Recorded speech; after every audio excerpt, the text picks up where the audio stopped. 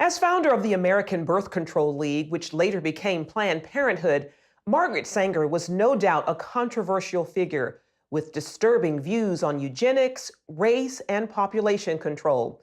While some argue she even wanted to exterminate the Black race, others are trying to erase that part of her past. The Mike Wallace Interview. In the eyes of some, Margaret Sanger has been a heroine. In the eyes of others, she's been a destructive force. In her own words, Sanger pushed for a society that limited births to those she deemed fit to have children. I think the greatest sin in the world is bringing children into the world that have disease from their parents, that have no chance in the world to be a human being, practically. Delinquents, prisoners, all sorts of things just marked when they're born. In 1916, Sanger opened the country's first birth control clinic. As a member of the American Eugenics Society, she advocated improving the genetic composition of humans through controlled reproduction of different races and classes. She often wrote about the issue in the journal she founded, called the Birth Control Review. In 1919, writing, I personally believe in the sterilization of the feeble-minded, the insane, and the syphilitic. The most urgent problem today is how to limit and discourage the over-fertility of the mentally and physically defective. Many point to a 1923 New York Times interview as proof of Sanger's racist motives, in which she referred to people as weeds, saying, It means the release and cultivation of the better racial elements in our society and the gradual suppression, elimination, and eventual extirpation of defective stocks, those human weeds which threaten the blooming of the finest flowers of American civilization. Hayden Ludwig, an investigative researcher, has extensively studied Sanger's life and writings. She talked about the need for race betterment through controlling these weeds, basically undesirable people. In 1939, after opening another clinic in Harlem, the birth control activist launched the Negro Project, an initiative supported by Black leaders, such as civil rights activist W.E.B. Du Bois. Critics claim the program used the pretense of better health and family planning for poor Blacks in the South as an attempt to limit the Black race.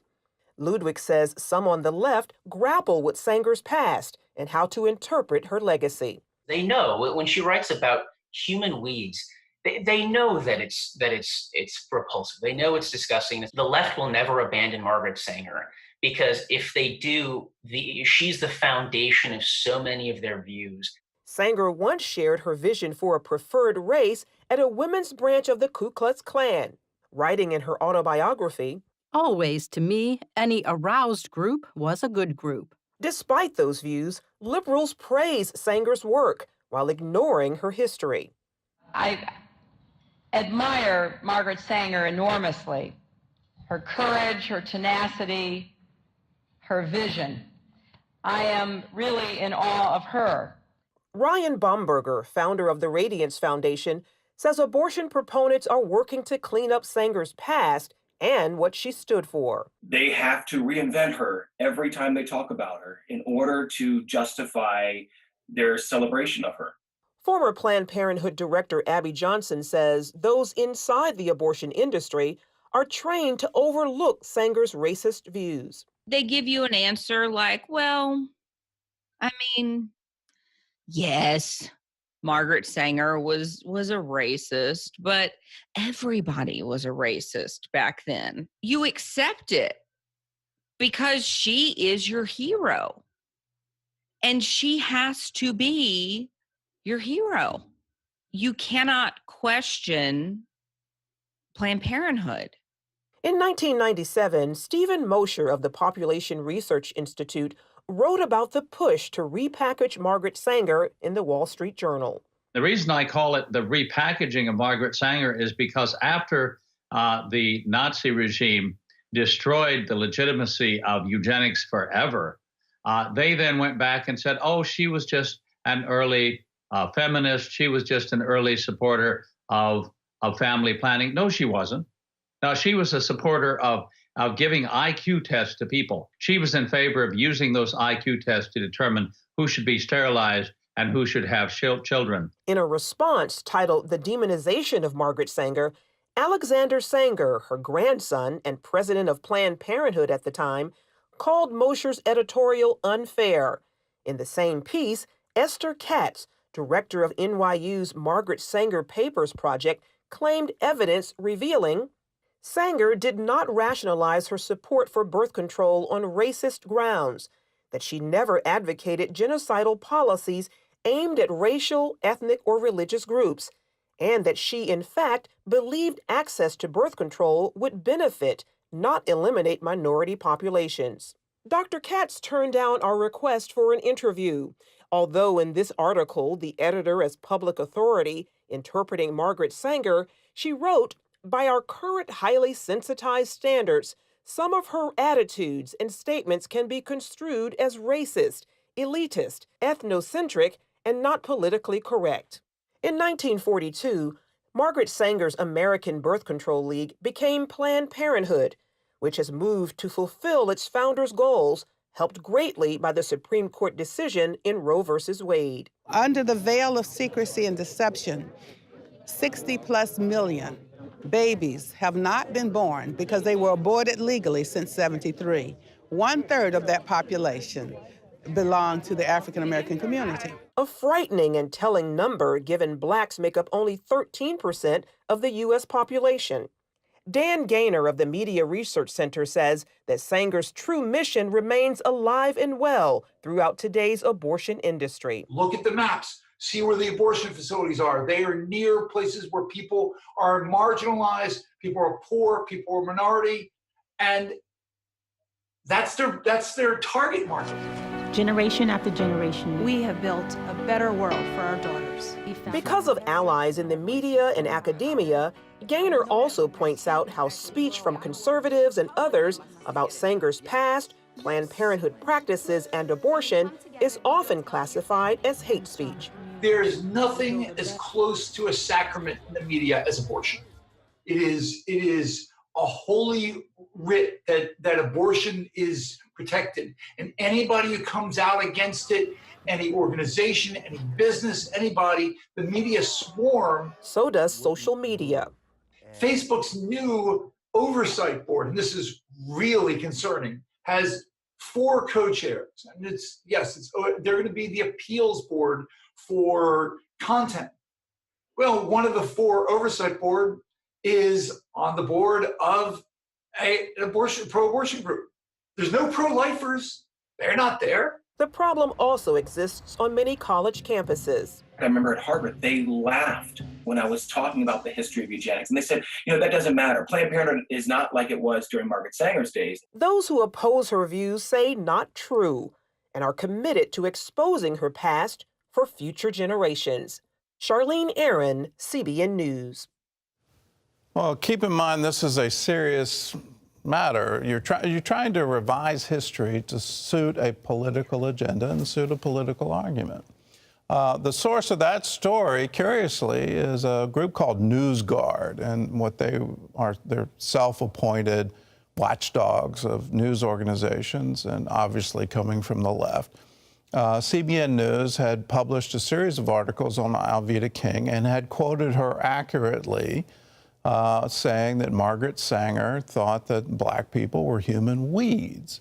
Well, he came at us for that and saying you can't quote her accurately. You always have to put a disclaimer that there's no evidence that Margaret Sanger ever used the term human weeds. And he, in turn, quoted Esther Katz, who said that she had reviewed all of Margaret Sanger's papers and couldn't find any evidence that she ever used the term human weeds. Well, she knows full well about that New York Times article, and what she was saying is, well, within her papers, it's not there. But within the public record, it is there. And so there's a conscious effort to rewrite history and declare her as some kind of hero that we should all look up to and ignore the root of Planned Parenthood, which is quite clearly eugenics. Now, you go back to the title of that New York Times article, and it says, "Creating a Race of Thoroughbreds." So it's selective breeding. That's what this is all about. And within that selective breeding, you have to breed out what you think is undesirable. Well, in today's world, that is morally reprehensible. And you can't change that history, and you shouldn't even try to change that history. I don't understand this, but here at CBN News, we want to set the record straight. Here's what Margaret Sanger really believed. It's interesting because it is very much like Hitler and the move against the Jews. Well, eugenics was at the core of Hitler. Exactly. And we all recognize how reprehensible that was, but because this has political attachments to it for other issues, other things, including this issue. I mean, people just refuse. Yeah. Just refuse. And if you doubt that there's some eugenics behind it, just take your own survey. In my hometown, when you go out and look for the Planned Parenthood, you have to drive to certain neighborhoods to find those clinics. There's a reason that they place them geographically there, so that they're in walking distance.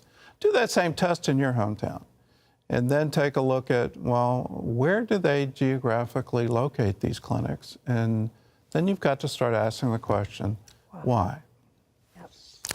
Well, CBN is launching a new prayer initiative, and part of that prayer is seeing some of this change. You look at what's going on in America today, and you look at the drive, and it's a just drive for equality in America. Yes. And, you know, look at this past story. What would America look like today if 20 million African American babies had not been aborted? Well, how far along would we be to racial equality? We've got COVID-19. There are locust swarms. There are hurricanes that are being threatened. Our economy's in shambles. We're so politically divided, we can't even talk to each other. Let me underline that one. We can't have a conversation. We have to shout at one another. And we have to try to outshout one another. We need to pray. We need to have God come in and bring peace. So we have a prayer initiative, and we're asking you to join us. All we're asking is, will you stand one time a day and pray for your home, pray for your neighborhood, pray for your nation?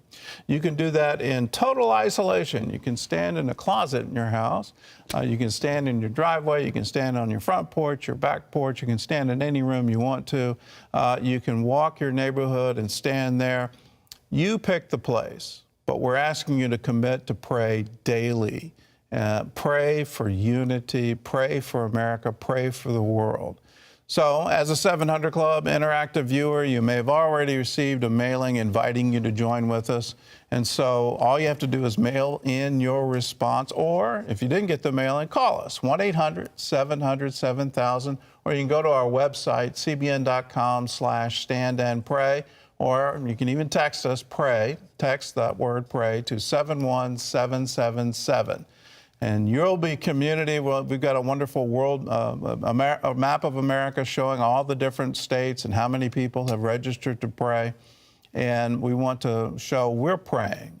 Let's show that we're standing, we're declaring the goodness, the promises of God. We also have a free prayer card for you. You can place on a doorway or a window just to remind you to please pray, please stand and pray. We can also get a daily scripture reading by my father by email that will encourage you and give you some prayer points. So do it. Sign up. Let's pray. God can be an answer, will be the answer. All we have to do is ask Him. Hello, I'm Gordon Robertson. Thanks for watching the video. Be sure to like, subscribe, and hit the notification bell for more encouraging videos like this one. Welcome to the 700 Club interactive family, and God bless you.